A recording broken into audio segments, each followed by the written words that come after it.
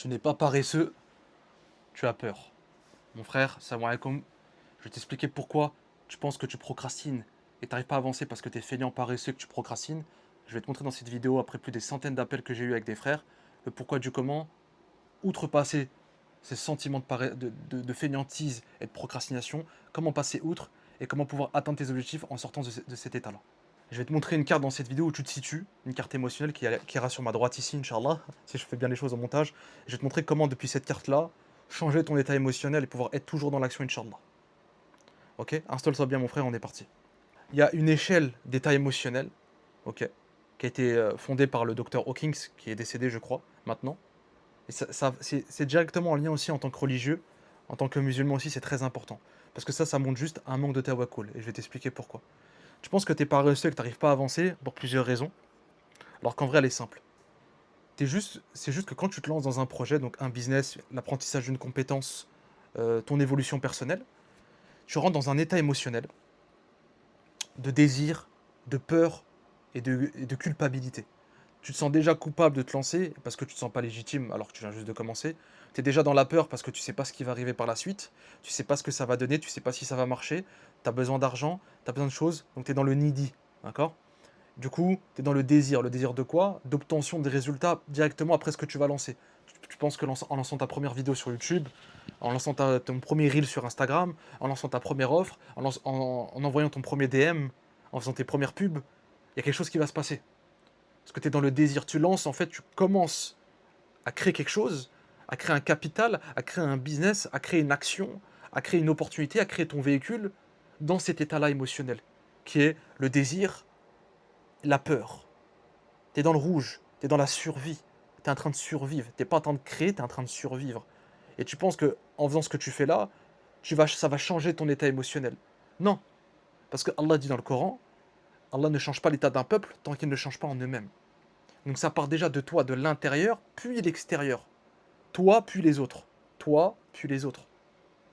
Donc à partir de là, c'est pas l'extérieur qui va changer l'intérieur, c'est pas ton business que tu es en train de lancer, c'est pas ta vidéo que tu es en train de faire, c'est pas ton programme que tu es en train de lancer, c'est pas la créative que tu es en train de lancer, c'est pas le fait que tu parles à ton cousin, ton problème qui va changer la donne. Ça part déjà de là dans le cœur, la confiance en Allah, ta relation avec Dieu, avec Allah subhanahu wa ta'ala, et aussi le fait de changer en toi, d'avoir la croyance que ça part de toi, que tout est possible. Grâce à Allah, tout est possible si tu fais dans la bonne intention et de manière halal aussi, de manière licite, tout est possible. Mais tout part de toi. Et toi, en fait, tu donnes tes espoirs, pas à Allah et tes actions, mais tu donnes tes espoirs dans ton business, dans l'action que tu es en train de reprendre, dans la vidéo que tu es en train de faire. Et tu penses que tu auras un retour direct. Non. C'est pour ça que je te dis que tu es dans la survie. Et c'est pour ça que tu lâches. C'est pour ça que tu abandonnes. C'est pour ça que tu procrastines. Parce que tu as peur, parce que tu es dans le désir, que tu as besoin de la récompense directement de l'action que tu vas faire, alors que c'est de l'effet cumulé. Sabr, la patience.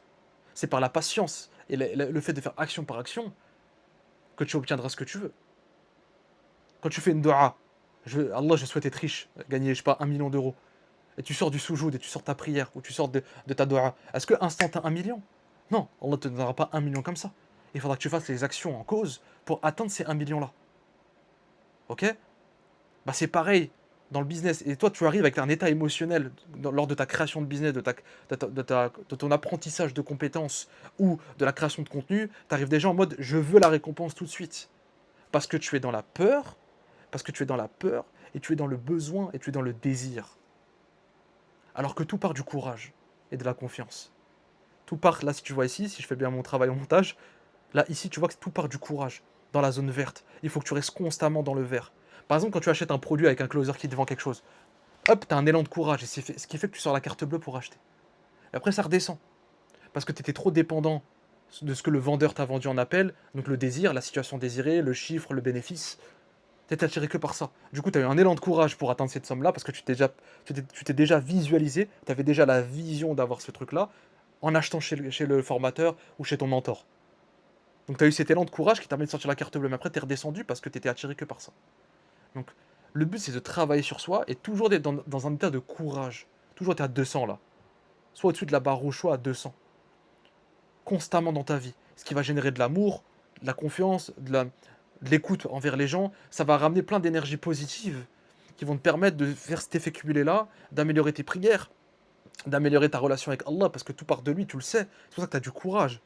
Il faut rester le plus constamment possible dans le courage. On est des humains, bien sûr, qu'il y a des événements de la vie qui font que tu redescendras dans la tristesse et la peur, par exemple, le décès d'un proche, je te le souhaite pas, mon frère, ce genre de choses, c'est normal. Mais le plus possible, essaye de rester dans le courage.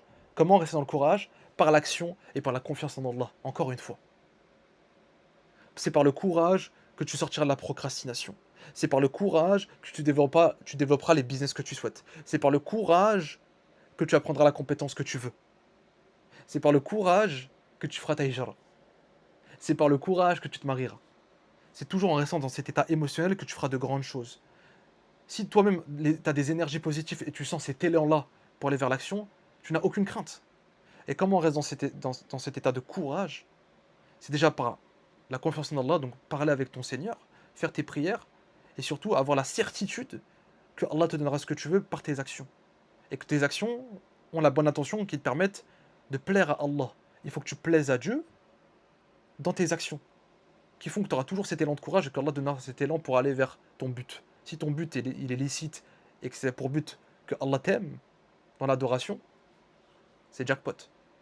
Donc ça, c'est la première des choses. La deuxième des choses, c'est de te lancer dans des tâches et business qui, même dans la finalité, te plaisent et sont alignés avec toi, religieusement, dans tes compétences, dans ce que tu veux développer, de comment tu veux aider les personnes. Ce qui ferait que tu seras toujours dans un élan de courage. Ok? Troisième chose, par l'action. Quand tu fais des actions, comme je dis souvent dans les appels, dans mes coachings, l'action prévaut sur le doute. L'action prévaut sur le doute. C'est pour ça que des appels de coaching, des fois, c'est intéressant. Si tu veux d'ailleurs, premier lien dans la bio, Inch'Allah, tu as un appel avec moi de 1 heure où je prends que 10 frères maximum. Justement, je parle de tout ça pour rester dans l'action, pour avoir un plan d'action clair. Et du coup, rester dans cette action-là et enlever ce doute, ça passe par ces cas-là où ta vision devient claire. C'est le but de l'appel avec moi, Inch'Allah, dans la bio. Donc, n'hésite pas à aller voir si tu le souhaites. Inch'Allah, c'est avec grand plaisir. Mais du coup, par l'action, tu enlèves ce doute. Et du coup, par l'action, en faisant des choses, en créant des choses, tu te rends fier et tu restes dans ce courage, dans cette confiance et ce courage. Rester dans la confiance et le courage. Reste dans cet état émotionnel au courage.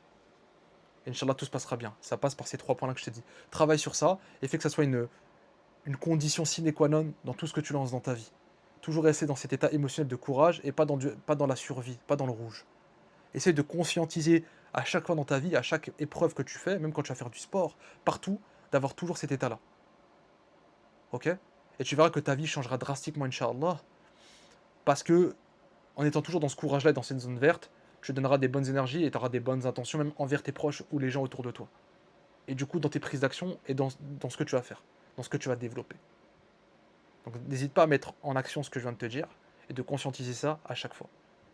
Prends soin de toi, mon frère. On se retrouve pour une prochaine vidéo. Salam alaikum wa rahmatullah.